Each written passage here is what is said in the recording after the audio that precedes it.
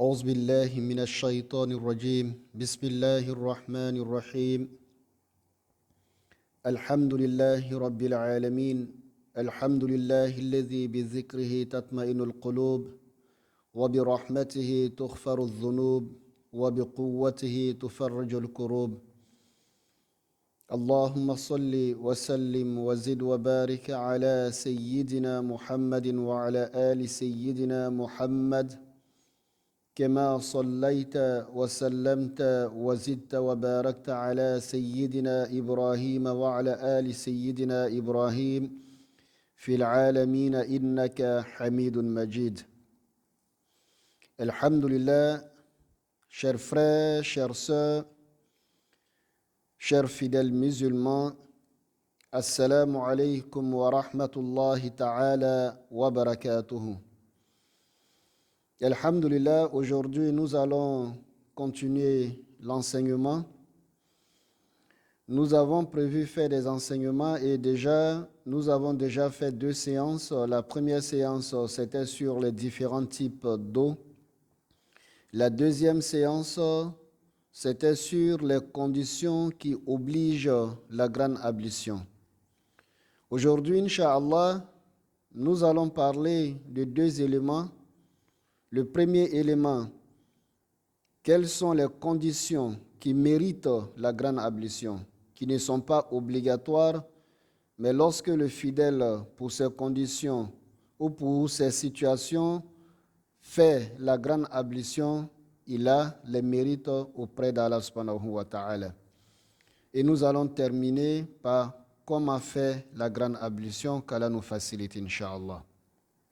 Sans plus tarder, chers frères, chères sœurs, parmi les événements qui méritent la grande ablution en islam, nous avons la prière du vendredi.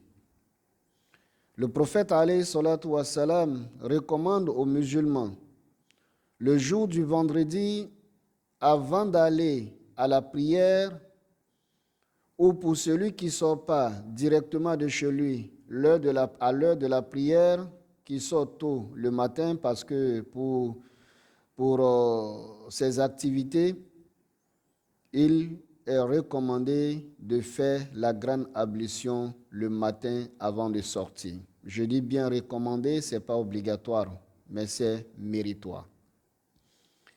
Donc, la grande ablution. Et comment dirais-je, la prière du vendredi nous recommande la grande ablution.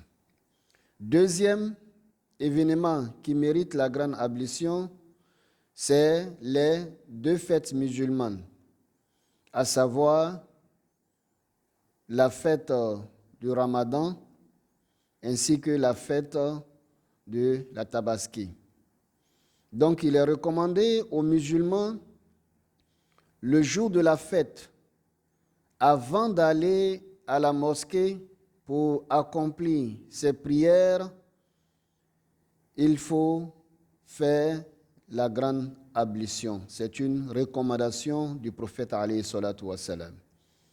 Donc, la prière du vendredi, qui est Juma, ainsi que la prière des 2 fêtes musulmanes, à savoir Ramadan et Tabaski.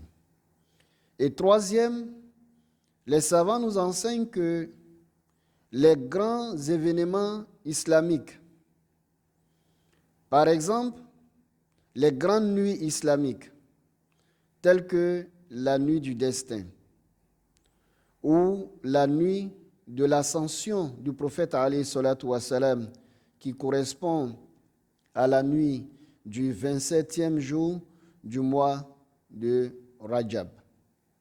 Donc, durant ces grands événements islamiques, il est conseillé aux musulmans de bien vouloir faire la grande ablution.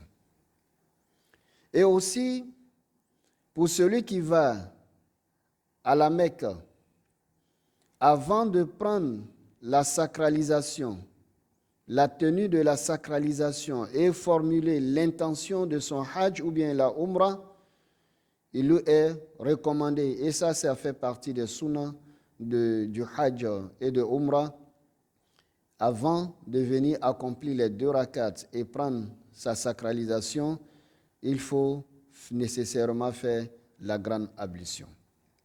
Et aussi, il y a des savants qui nous recommandent, chers frères, chères sœurs, lorsque nous avons des cérémonies grandioses, il est recommandé aux musulmans de faire la grande ablution avant d'y aller.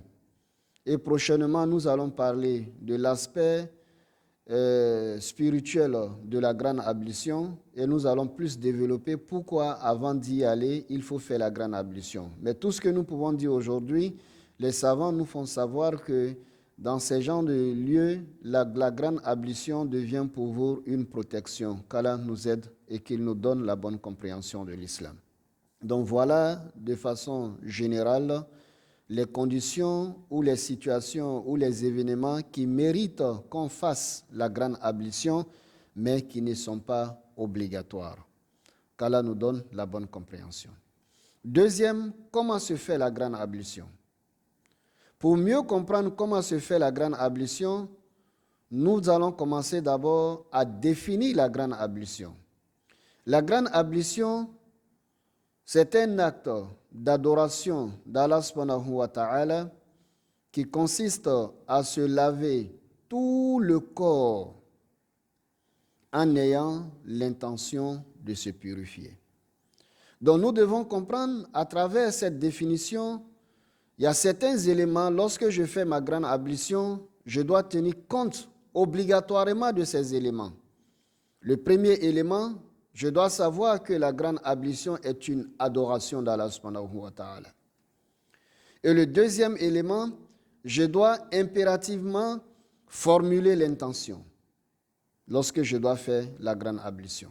C'est-à-dire, Allah, je fais ma grande ablution pour être purifié ou purifie-moi. Qu'Allah nous donne la bonne compréhension. Et aussi, lors de la grande ablution, je dois me laver tout le corps. Qu'Allah nous donne la bonne compréhension. Donc, comment se fait la grande ablution? Tout d'abord, il faut avoir à sa disposition une eau pure et purificatrice. Nous l'avons déjà dit dans notre première intervention en ce qui concerne les enseignements. Donc, pour celui qui n'a pas suivi ça, il faut chercher sur le groupe et vous aurez, Inch'Allah, par la grâce de Dieu. Et ensuite, lorsque vous avez cette eau pure et purificatrice, et que vous êtes sur le point de faire la grande ablution, vous allez formuler l'intention. Après avoir formulé l'intention, si c'est pour quelqu'un qui va faire la grande ablution dans un récipient, il vous est recommandé d'incliner le récipient et de se laver les mains 3 fois. Ça fait partie de la traduction du prophète alayhi salatu wa salam et ses recommandations. Le musulman ne doit pas mettre directement sa main dans une eau. C'est pas bon. La main peut être souillée ou même peut contenir certaines choses qui peuvent être nuisibles pour vous. Donc, il faut toujours incliner le seau et se laver les mains 2 ou 3 fois, ou même plus lorsqu'on se rend compte que la main n'est pas encore propre. Et quand on finit cela, on s'assoit et on fait l'ablution intime. C'est-à-dire, il faut se laver les 2 parties intimes. Je pense très bien qu'on se comprend. Et lorsqu'on a fini de se laver les 2 parties intimes, on se lave,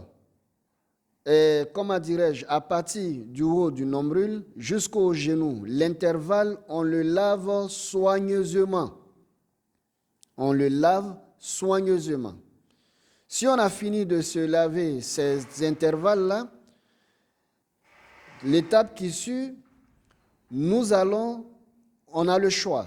On peut immédiatement s'asseoir et commencer à faire la grande ablution et la petite ablution comme on l'a fait avant d'aller faire les prières. Ou bien, on continue la grande ablution en commençant par se laver par la tête, à partir de la tête, en se lavant soigneusement la tête, espaçant les cheveux et les barbes pour ceux qui ont plus de barbe, et se laver tout le reste du corps jusqu'aux plantes des pieds de préférence en commençant par la partie, par le côté droit, puis le côté gauche. Qu'Allah nous donne la bonne compréhension.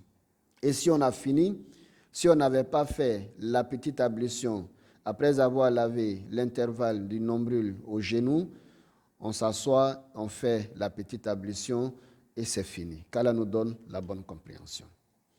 Donc pour quelqu'un qui doit utiliser les douches, les colonnes de douche, pour cette personne, lorsqu'elle doit faire la grande ablution, après avoir formulé l'intention, elle va se laver les mains aussi, comme je l'ai dit, et faire l'ablution intime, c'est-à-dire se laver soigneusement les deux parties intimes.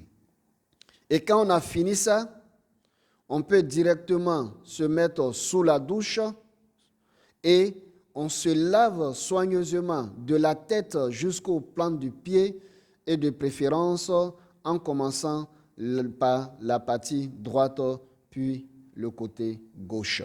Et si on a fini ça, on s'assoit, on fait sa petite ablution.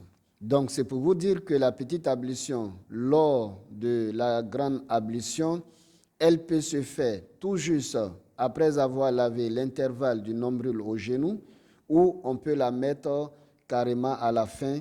Lorsqu'on a fini de faire son lavage, on fait la petite ablution. Qu'Allah nous donne la bonne compréhension de l'islam et qu'il nous facilite la bonne pratique de l'islam. ربنا لا تزغ قلوبنا بعد إذ هديتنا وهب لنا من لدنك رحمة إنك أنت الوهاب سبحان ربك رب العزة عما يصفون والسلام على المرسلين والحمد لله رب العالمين